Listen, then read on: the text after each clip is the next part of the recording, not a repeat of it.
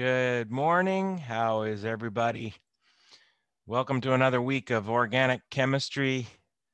Chapter 18 continued, and off we go. We finished off with lithium aluminum hydride reduction of carboxylic acid derivatives. So that might be a good place to start with examples today. Here we see we have an excess of lithium aluminum hydride reacting with a molecule that has both an ester and a secondary amide. So we have an ester and a secondary amide.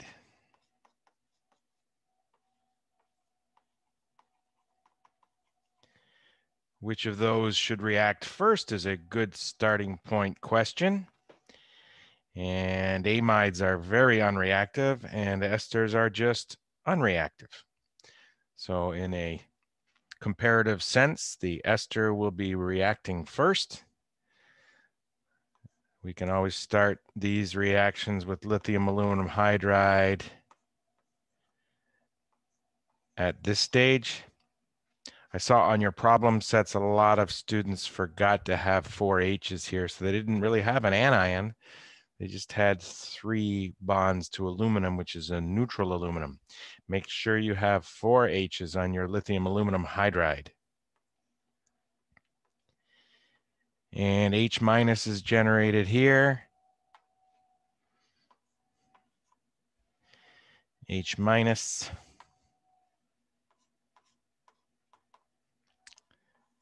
A nucleophilic H minus, which will attack a carbonyl. Pi bond will break and become a lone pair. If we use red first and blue second, we realize that the tetrahedral intermediate we just made will collapse and eliminate the leaving group. And here come the lone pair back and leaving group off. Ethoxide. This will generate an aldehyde intermediate, which will be short-lived. That means it won't hang around very long. And it looks like this. Aldehyde. Be reacting this portion of the molecule a little later. Aldehyde with an R group. And H minus in excess means it'll react again. And this will be the end of the ester reacting with H minus. Please don't finish the reaction where the product here reacts with HCl. That is done after both the ester and the amide have been thoroughly reduced. Then you use HCl. That's a number one mistake I see students do. They want to do the HCl step right after this. Don't. Here we're generating the conjugate base of our alcohol. O minus, CH2, CH2, carbonyl, NH2. Good time to have another circle for an R group.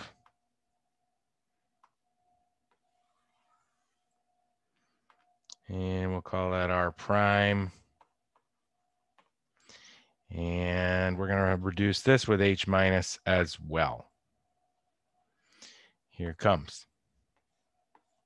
You don't have to show me how you generated H minus because you did that earlier.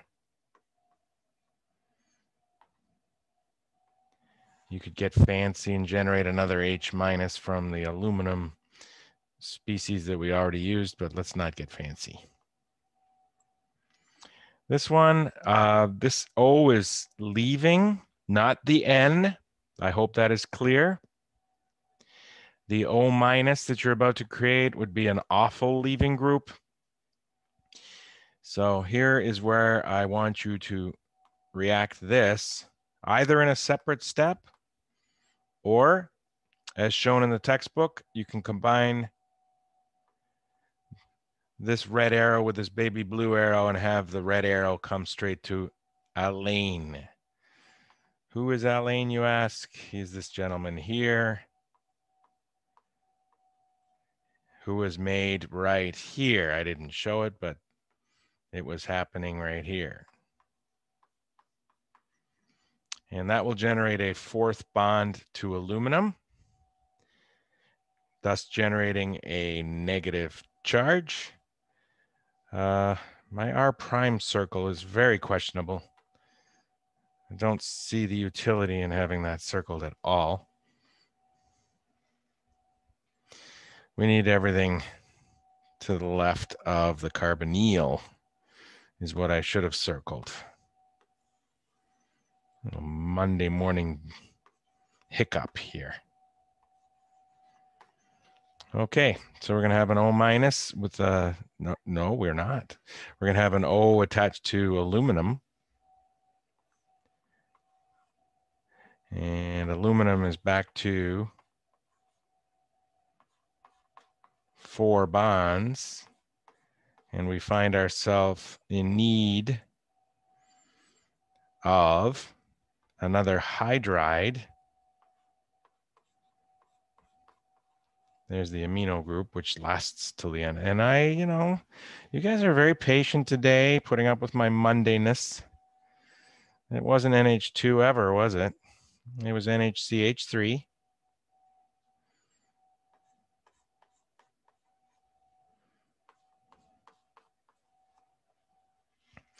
And a couple things need to happen here. First, we're going to generate H minus. And then we're going to kick off our leaving group. Better be a separate color. Second color designated baby blue. Pushy lone pair kicks off the leaving group. We're about to generate an iminium ion. See if we can get it on the same screen here.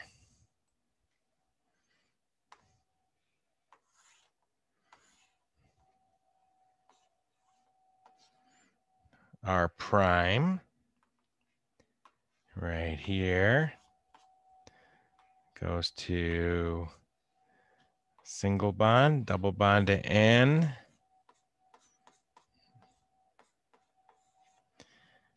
And we have H minus.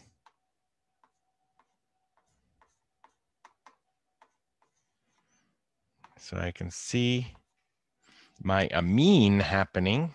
Don't forget, our goal is to get over here, and we'll run the mechanism for this one somewhere else. H minus attacking the iminium ion. And that does not quite give us the product we want over here, but we're getting closer. We need to realize that R prime has an O minus in it.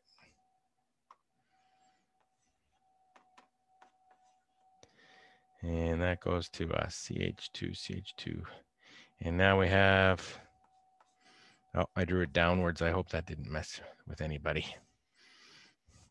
And that is the conjugate base of our final result here. A little zealous on that arrow.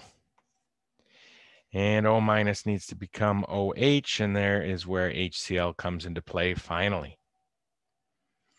HCl right here.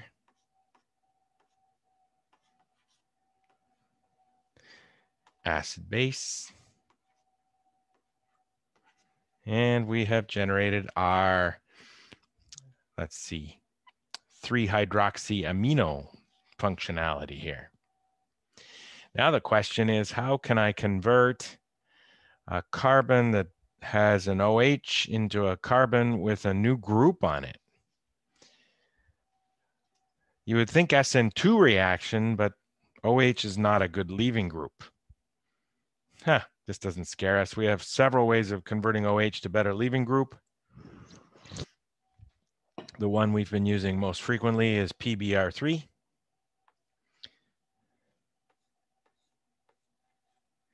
And after that, you have a primary alkyl bromide right here.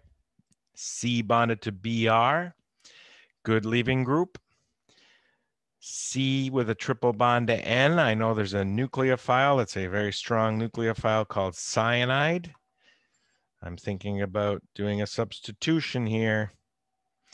That's a backwards parentheses. I could pretend it was a carbon, but I'd be lying. C triple N anion, and just to make sure the reaction proceeds with a good yield, you could throw in a solvent like acetone. Good polar aprotic solvent for your SN2 reaction. You don't have to give me that solvent. I really only need the phosphorus tribromide and the cyanide ion, and you'll get 2 out of 2 points there.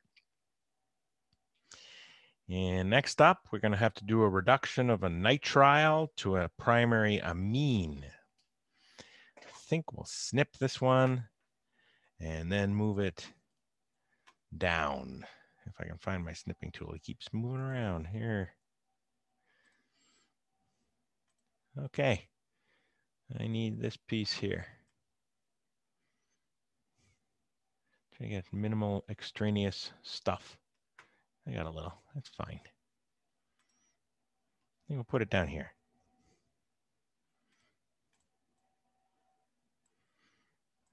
Okay. So H minus needs to be generated again.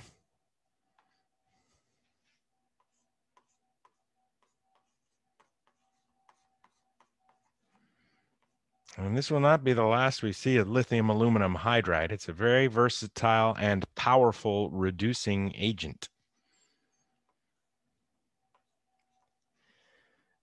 And here we go. We have H minus. And anticipating that we might need our friend arlene again. H minus doesn't have a carbonyl to attack, but it's got a slightly positive carbon that has 3 bonds to N. And that would generate an N minus. And N minus, if that is a species that is allowed to exist, then I don't see another attack of an H minus on there. I'm going to go ahead and put a bond from N to arlene. Can't hurt regardless. Second step, react with arlene. I'm going to move everything over a little bit here. And we are moving on from here. I don't like this crossing of arrows. We're up here. We can go with an R prime here. I guess we're up to R double prime. And we have R double prime, which includes the CH2. Goes to a C with a double bond to N. And ALH2. And 3. 4 bonds to aluminum, negative charge. I think we can do this. We have to make H minus, and we can also use H minus. Use the H minus you generated as long as you acknowledge that's a second step. Nope, let's not be so careless.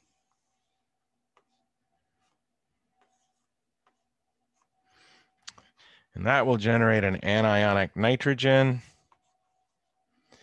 finishing off the aluminum hydride stage of the proceedings. We have a CH2 there, where we used to have a C that had no H's. That's this carbon here. And it is time to use HCl to liberate our primary amine.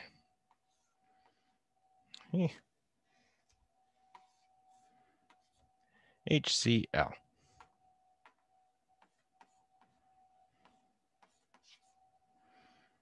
The sigma bond between nitrogen and aluminum is basically an anionic nitrogen. And now we have one of our H's. Oh, I forgot this nitrogen has a minus charge. You're very patient with me today. This would have generated a second lone pair on a nitrogen that already had a lone pair. That's an anionic nitrogen. So you could go ahead and use the lone pair first. That seems to me more logical than breaking a sigma bond, something that's already an anion, which I erased for some reason. Lone pair picks up a proton. Got your R double prime, goes to CH2, goes to an N, that now has an H. And that pesky bond to aluminum. Finally time to get rid of that. And that's what's going to happen in our last step. HCl. And sigma has to break. Pick up a proton. Cl minus would probably leave and then immediately make a bond to aluminum. But you don't need to show that. It's a side product. And that's a pretty cool reaction. What did we do? We reduced a nitrile to a primary amine. Nitrile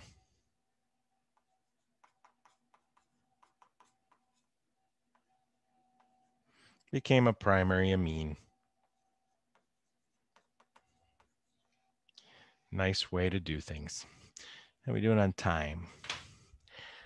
Let's look over here. And I think we could start our next segment with this one.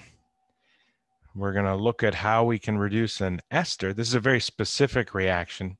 It's not like most of the reactions this chapter where we see the same chemicals doing things to multiple carboxylic acid derivatives.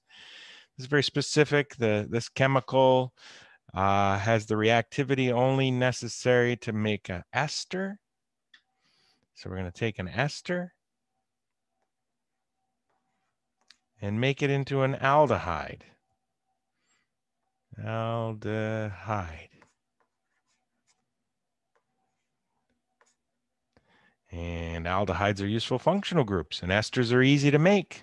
Fischer esterification. If it was a methyl ester diazomethane esterification. So aldehydes can be made this way as well. We'll see that after the break, and we'll do the mechanism down here where we have a combination of an ester and an amide, and clearly the amide does not participate, but the ester does. And we'll see you after the break. Adios. Oh, missed.